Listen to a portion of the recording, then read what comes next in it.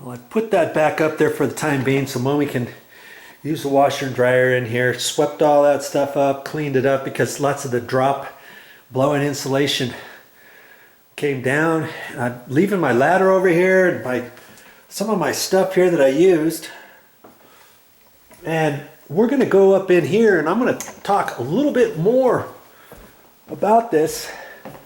See, here's the front door. Remember across the hallway, there was those two lights, and I had replaced that one light halogen before with an LED, just like we were trying to do with that other one. And see how the ceiling of that bows down? But see up above that, the wall is the painted color, the darker color, and the ceiling is the white. So up there between, you know, right there at the top of the ceiling, top of the wall, is where that plywood was. From there over to there. That's that plywood that we could see up there. And so then they built this up underneath there. So this gap right here has nothing in it. And those light fixtures have a can that stick up just up into that cavity. That's why I couldn't see them up above. Okay, see here? It's got the same thing. And then we walk in here and see that's where the fireplace was. The flue was up there. Here's this ceiling here. And then this bowed ceiling here. See? And you see, that's the fixture we were working on right there. And see, between the top of that curve and the ceiling, at the ceiling height, we saw that plywood. Remember, the plywood was about the same width as this wall cavity. And the plywood was up there at the top. From there over to there. And so that's what I saw up there. That's why I couldn't see those cans. The can fits up in there. And so now, you know, I could get back up in there, cut the plywood out, move the insulation over, cut the plywood out about, you know, a foot square, reach down in there and all that. And I may end up having to do that, but I'm making this video so that you can see, I'm going the extra effort so that you can see whether or not you can get up in there to fix this. What if this can light fixture was in an area and it didn't have a bowed ceiling like that? It was up at the ceiling height and the ceiling there was just flat, let's say, or it's still bowed, whatever, and you couldn't get up in there. Maybe this was the second floor from there up and there's no attic space. How would you fix that? How would you fix that? That would be in between the floor joist, between the floor joist and the ceiling and the first and the second floor. That cavity maybe you can't get into, right? Like downstairs. I've got some stuff where I want to put a ceiling fan. I want to put a ceiling fan in like this into a bedroom. But I can't get into the ceiling up above because the ceiling is actually this floor. And there's no floor space. There's no crawl space in between. Okay? So I'm not trying to confuse you or anything, but I'm just giving you the thought process that maybe your ceiling, you can't get up into the attic. So I'm going to make that assumption just so that you can see, okay, can we in fact take this light fixture down? And there's some little screws up in there. You see that screw right there? We have to take that screw out, and there's a couple on the other side. We have to take those out, and that can slips out of another can. There's a housing on the outside, and then this can slips down there on a framework or something. And so once we take that out of there, I should be able to shine a flashlight up in there, and maybe there's a little compartment where I can undo some screws and take the little thing off, and the ballast might be right up in there. Okay. Now, regular light, can lights. See, these are for big floodlight types. See that? That's a floodlight, and that goes on 110 power.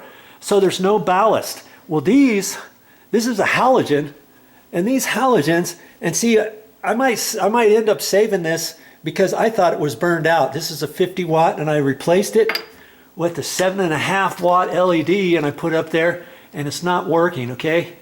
Well, that doesn't get hooked up directly to 110 power.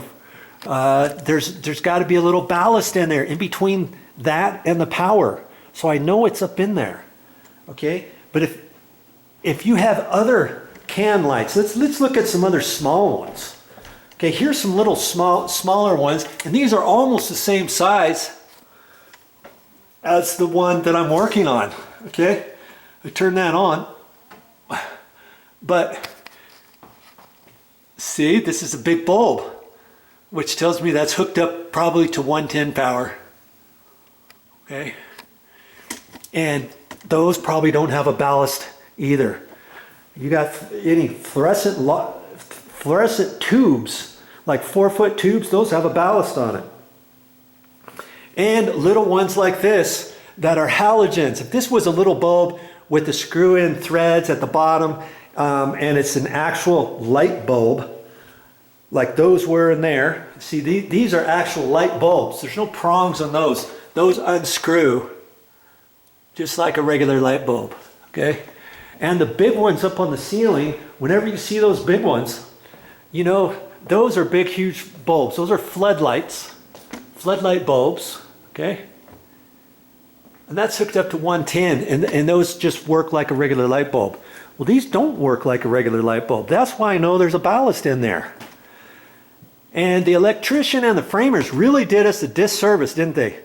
They should have made the assumption, hey, if anybody ever wants to replace the ballast, if the ballast ever goes bad, they shouldn't have to get up in there with small little dinky hands and try to mess around with that and pull that down and do all that. They should be able to get that from above. Even if they did have blow-in insulation, they could have marked this area off, not put plywood up there, okay, like we saw, and they could have put batt insulation, like 2x4, 2 foot wide, and maybe 15 inches tall, or whatever type of insulation. They could have put that in this bay, they could have put it in this bay, they could have put it in that bay.